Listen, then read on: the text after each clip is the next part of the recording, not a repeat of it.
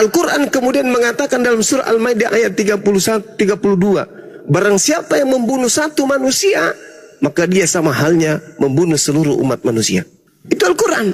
Lalu bagaimana dengan perintah membunuh di hadis? Yaitu masa peperangan. Tidak boleh membunuh seseorang tanpa alasan yang dibenarkan. Tidak boleh. Itu di Islam. Al-Quran surah Al-Maidah ayat 32. Menurut Alkitab, bahwa tidak ada alasan apapun bagi umat Tuhan untuk membunuh manusia.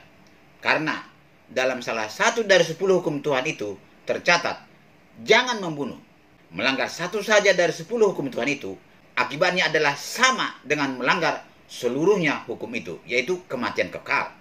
Kita diperangi, kita membalas memerangi. Ketika orang itu kemudian tidak berdaya lagi, karena mereka tak mampu melawan kita dan dia minta perlindungan, apa kata Allah? Lindungi, antarkan dia sampai ke tempat yang aman.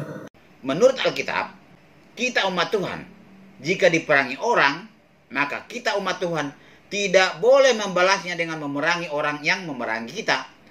Karena Paulus berkata dalam Roma 12 ayat 12 dan 17, janganlah membalas kejahatan dengan kejahatan, tetapi berbuat baiklah kepada semua orang. Janganlah kamu kalah terhadap kejahatan, tetapi kalahkanlah kejahatan dengan kebaikan. Yesus juga mengajarkan Matius 5 ayat 39, janganlah kamu melawan orang yang berbuat jahat kepadamu, melainkan siapapun yang menampar pipi kananmu, berilah juga kepadanya pipi kirimu. Bagi pikiran manusia dunia, ajaran ini adalah ajaran kebodohan dan ajaran konyol. Padahal sesungguhnya orang yang menang itu adalah orang yang mampu mematikan kemarahannya, bukan orang yang mampu mematikan lawannya atau musuhnya.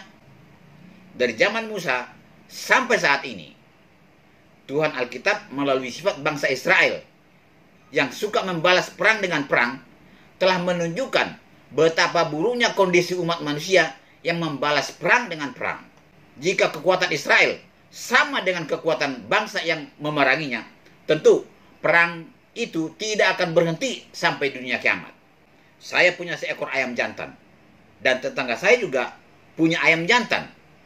Setiap ketemu kedua ayam jantan ini, pasti perang, dan biasanya selalu kami pisahkan. Suatu ketika, kami sama-sama tidak di rumah. Rupanya kedua ayam jantan ini jumpa dan perang. Mulai dari pagi sampai sore, tidak ada yang memisahkan. Akhirnya, kedua ayam jantan ini sama-sama mati kehabisan nafas.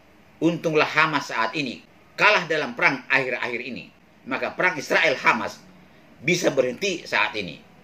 Walau kondisi Palestina sudah sempat hancur porak-poranda dan sangat banyak manusia korban mati sia-sia, kalau Hamas tidak kalah, perang tidak akan berhenti sampai kedua-duanya sama-sama punah. Oleh karena itu, marilah kita berpikir normal. Ajaran mana yang patut kita ikuti? Ajaran Alkitabkah atau ajaran Al-Quran? Terima kasih.